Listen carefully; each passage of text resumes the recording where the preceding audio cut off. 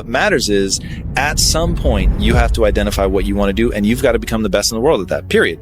Not really good. You've got to be the best in the world. So your thing in life, at something, you've got to become the best in the world at it. And if you're not prepared to go in with that mentality, you're never going to get anywhere. I'm speaking to all of you out there that want to do something unbelievable. So many of us come from these small places in our mind that we're not willing to think outside only what we've seen. Our mind works in such a small compartment. And one thing I was able to do was to dream. And until you're able to really put yourself into that dream, but don't make dreams your master, that's where you truly become what you're destined to become. So you're always trying to come up with reasons that you don't have to do it today. But if you're building the muscle either way. You're either building the muscle that says, I do what I say, I keep the commitments that I make, or you're building the muscle that says, I make excuses, I don't do what I say, I can't be counted on, right? And so when we think about discipline, it's really about like, what promises are you going to keep? And the tricky thing is you're keeping promises to yourself that nobody even knows that you made, right? It's not like, hey, you made this commitment. If I don't write this book by this time, like, I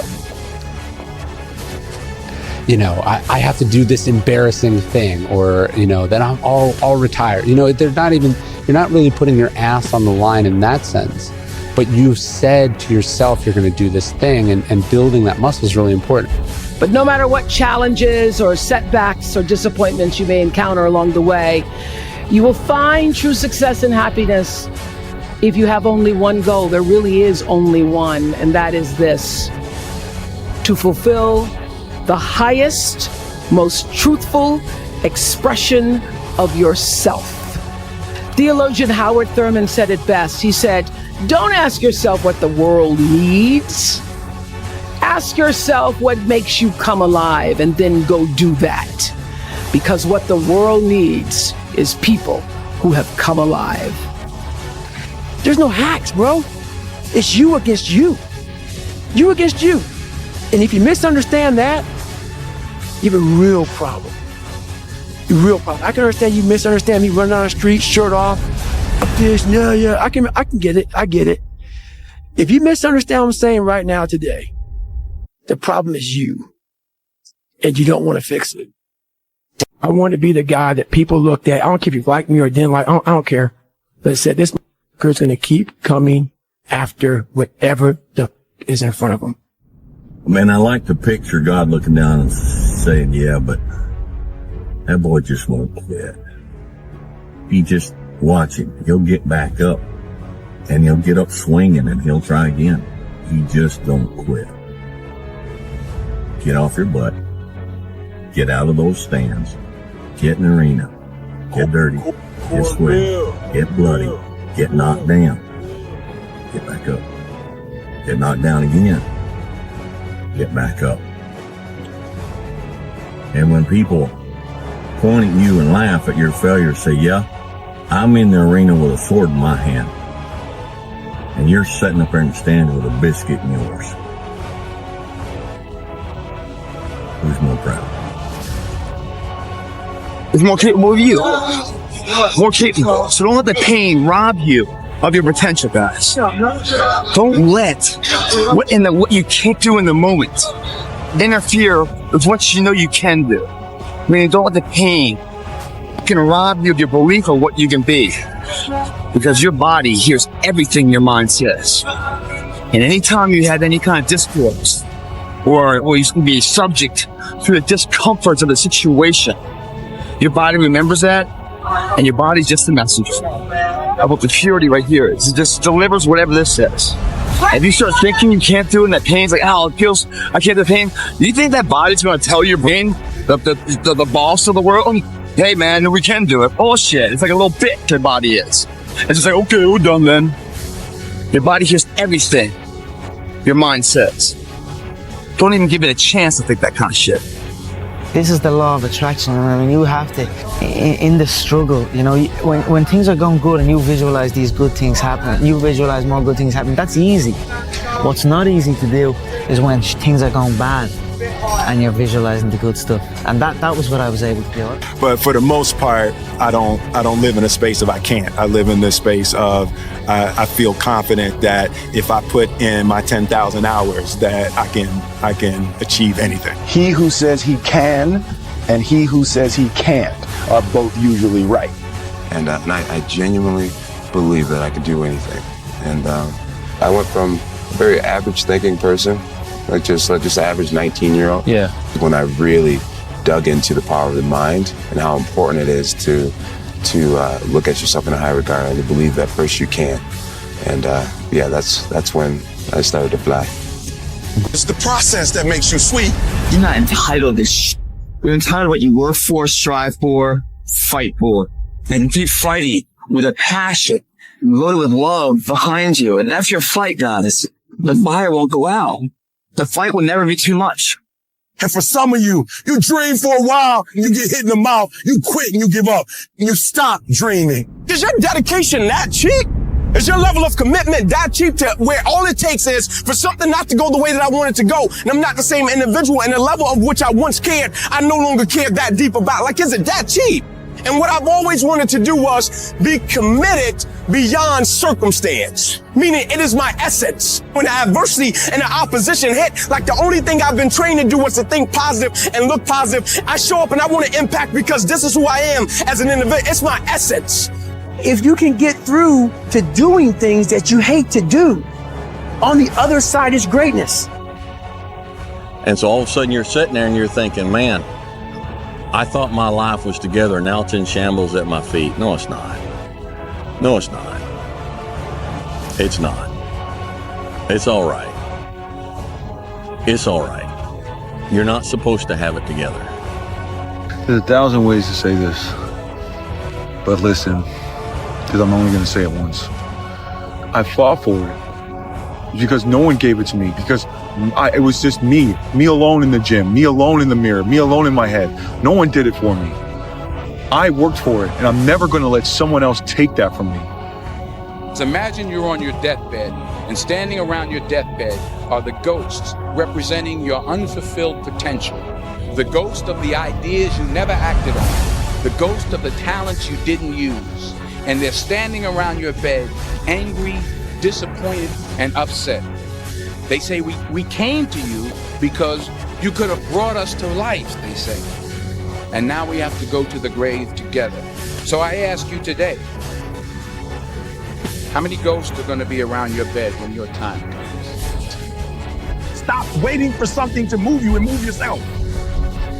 You're your biggest problem. Everything is external that moves you. Now I want you to start moving yourself internally. I want you to be able to push your buttons and not let anything else push your buttons. You gotta move you every single day. If you get to a point in your day and you down and out, if you get to a point in your day and you exhausted, you get to a point in your day and you're not feeling it, you can stop right there and change the mood. Nobody control your mood. You control your mood. You control your feelings. The comfort zone is dangerous. When you're comfortable, you are at most danger. The comfort zone is somewhere you should never feel comfortable. You should be happy and dissatisfied. Anybody ever tell you, hey, look, you know what? Just be satisfied with what you got. Don't believe them. Get them away from you. You should never be satisfied with what you got. Because the attempt to get more makes you into something better. Don't let anybody tell you, hey, man, you should just be happy with, no! Then you can't expect to have knowledge and wisdom. If you haven't gotten what you want, then you're not worthy of it, period. And that's okay. Now you can admit that you suck and improve.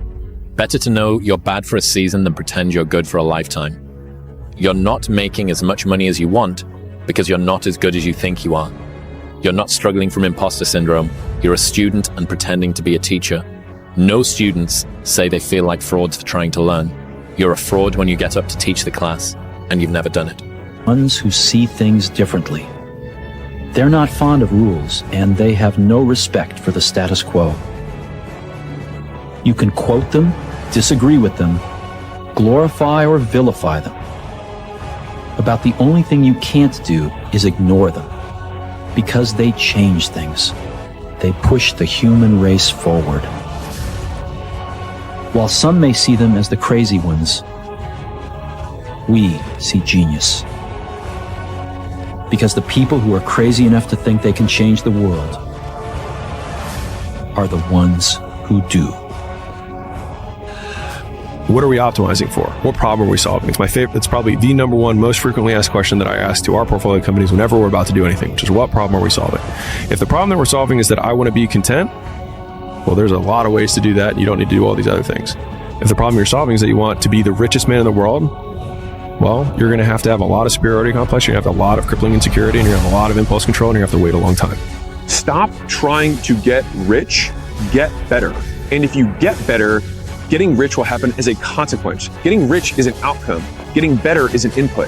You're not running the day. The day's running you. You always be the servant, not the master, guys. If you find a fear, the quickest, the easiest way you can beat it is initially, right when it comes in. If you allow it to sit, it will grow roots and start breaking you down, destroying the potential of the person you can be. Again, the champions, guys. It's not their potential, it's not their genetics. It's their perseverance to always show up, always willing to fail, because in failure, that's part of success. Success is not, a marathon of life with just ups. Success is formulated through failures. You have to be open-minded to the possibilities that I can do this. Once you shut your mind down to the possibility that it can be achieved, there's no way it can happen. Is there advice you can give to young kids that are living through a situation of any sort, a tough life? Try to find a thing that you really enjoy. Try to find a thing that you're passionate about. Everybody thinks they're a loser. Every young person thinks they're a loser. At least a young person in the situation I was at. I didn't know I wasn't a loser until I started winning, until I started doing martial arts. Martial arts taught me that I could get better at stuff, that I wasn't really a loser. If the lion is the king of the jungle, how can he be the king of the jungle? If he's not the biggest, the elephant is probably one of the biggest. He can't be the fastest because that's a cheetah. He can't be the smartest. So he's not the biggest, the fastest, or the smartest. So how does the lion become the king of the jungle? His mentality. That's the only difference of a lion and an elephant. When a lion walks up and sees an elephant, he thinks lunch. An elephant thinks run. Because when a male lion walks up, he may be outnumbered by a pack of hyenas, but I'm king of my jungle because of my mentality. Wherever focus goes, energy flows. So why don't we tap into that power now for your business and life? So many people have lost their day to distraction. What are some things you need to immediately stop doing in your life? Is it social media? Is it watching 7 seasons of a show every week? What do you need to stop doing to take back control of life? Also, what do you need to start doing? And what do you need to start doing every day, every week, every month, every year to be on your A game? Discipline buys you freedom to do what you want. Most people don't want it that badly, which is why they always ask the question, man, how did you get to where you are? You know how to do it. You know exactly how to be you or how to be me. You don't want to do it. So I can't make you do it, and nor do I have the time or energy to force you into that place that I know you have to be to do it. There's no luck in this game, man. It may be a little bit of luck, but the luck happens after you bust your ass and you put yourself in that lucky situation. Luck doesn't happen. You put yourself in that situation where luck might happen. Turn your damn TV off. Turn your phone off a lot too. Does it really matter what's going on with the Kardashians right now? Don't be so obsessed with them. Be obsessed with your own reality TV program called Your Own Life. This suffering, this sacrifice you're making is an indicator of progress. It's an indicator of obsession. Suffering and sacrifice and hard work is an indication of progress towards our dreams. The price you will pay for not making your dream come true is far greater than the one that you will pay to make it come true. You'll pay that one the rest of your life. And so ask yourself what you're willing to risk. What's the price you're willing to pay? People don't get it. There's great joy in the grind, great joy in the suffering. It's It totally cleanses your body out, man, of any kind of hate. Makes you grow up. And I realized that life isn't fair. It's not fair. And you better figure out some tools and some ways to stop feeling sorry for yourself, because no one is coming to rescue you. No one feels sorry for you. There's so much opportunity on the other side of being willing to persist for an extended period of time on the correct path without getting positive reinforcement from your environment. And the longer you can stick with something without that positive feedback loop in terms of the big external thing, the easier the opportunities are, because so few people can pursue them. It is the process of the grind that shapes you and forms you. It's not the game. And that's why most of y'all get beat in the game or make mistakes in the game, because you think grinding is what happens when the sun comes out. You think grinding is what happens when the lights come on. You think grinding is what happens when people get in the stage. That's not grind. The real grind is in the dark, when nobody sees you, when nobody knows what you're doing. When you studying without coach, when you putting in those extra reps, when you watching those videos and you getting inspired, when you change your music, it's the process that makes you sweet. Well, you should be afraid of taking risks and pursuing something meaningful. But you should be more afraid of staying where you are if it's making you miserable. It's like the first thing you want to do is dispense with the idea that you get to have any permanent security outside of your ability to contend and adapt. It's the same issue with children. It's like you're paying a price by sitting there being miserable. And you might say, well, the devil I know is better than the one I don't. It's like, don't be so sure of that. The clock is ticking. Yeah, and if you're miserable in your job now and you change nothing, in 5 years, you'll be much more miserable and you'll be a lot older. You're going to need to cut some fat if you want life to change. If you want to show me you want to win that bad, pack your calendar. Because everything is based off of activity. Very few people want to show their calendar. Because if they did, you would realize who really wants to win that and who doesn't. It's mathematically impossible for you not to win at the highest level if your calendar is packed from day till night, every single day, the entire year, day after day after day after day after day, without you winning.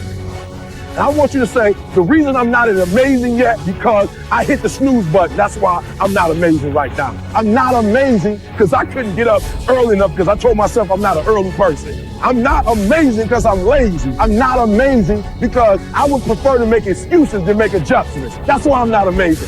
When you cut this off, I want you to go look yourself in the mirror and I want you to vow to be amazing. I want you to vow that no more excuses. From this day forward, I'm not just going to be getting pumped up. I'm not just going to be fired up. I'm about to start applying. The difference between people who talk about it and people who do it is one simple word: application. They hear it and they don't just hear it, they digest it. And when they digest it, boom, they do something with it. Do things worth doing. And I think a lot of it is coming down to making sure that you take the few precious seconds that we have to do the few things that are worth doing for the rest of your life. They see it as a pure disadvantage. And so you can flip the fact that you have nothing going for you with you have nothing to lose. And that means that you can take lots of risks very quickly and end up in the exact same position you are, which is nothing. And so if you eliminate downside, it should decrease your action threshold, meaning you should be able to do more things faster rather than do fewer things because you don't have a great life or things going for you. And so I think if people flip that, a lot more people would take action because they actually realize the advantage of their position. If you had to create a human, what would you put them through to make them tough? It probably wouldn't be a really chill life. Yeah. What would you put them through to make them patient? You probably wouldn't give them things immediately. And so it's like we want these traits, but each of the traits has a price tag attached to it. And it's just like, do you want to pay the price tag to get the thing? And so I think if people reframe the period of life that they're going through as the price that they're paying out of their wallet, but the wallet is their time, it's the seconds of life that they're trading for it, then I think more people will be willing to make the trade. Because at least when I look at myself, like when I'm 80 something years old and I'm looking back at my life, I want to have these traits. But in order to have those traits, I know I have to go through these things. And I think for me, that's given me a lot of comfort in hard times. The one thing that made me who I am today is being vulnerable. It's breaking myself down to the absolute rock bottom and being able to tell people who I am. And that's how I fixed it. Literally, you know, life created this person, me. Life created me to be this person that I was back in the day. And I had to realize, man, that's okay, man. It's not my fault. Now I gotta go back and fix this shit, though. So a lot of this isn't your fault, why you do some things you do, why you feel the way you feel. But no one's coming back to save your ass. You have to go back to where this started, wherever that place is for everybody, and have the courage to go back there and start fixing what broke you. Did I take enough risk? Did I put myself out there You enough? definitely didn't. What's that? You definitely did not. And here's how I know it. At least, again, one man's point of view, I'm not sure anybody is taking enough risk from 20 to 30. It is the most interesting thing that I've been thinking about, which is it is never more practical to be disproportionately risky than from 22 to 30, yet everybody goes the other way because now they're the real world and it's time to prove something to their parents, to themselves, to everybody else, and everybody goes conservative. And that's when I realized that there's two ways to see the world. Some people see the thing that they want, and some people see the thing that prevents them from getting the thing that they want.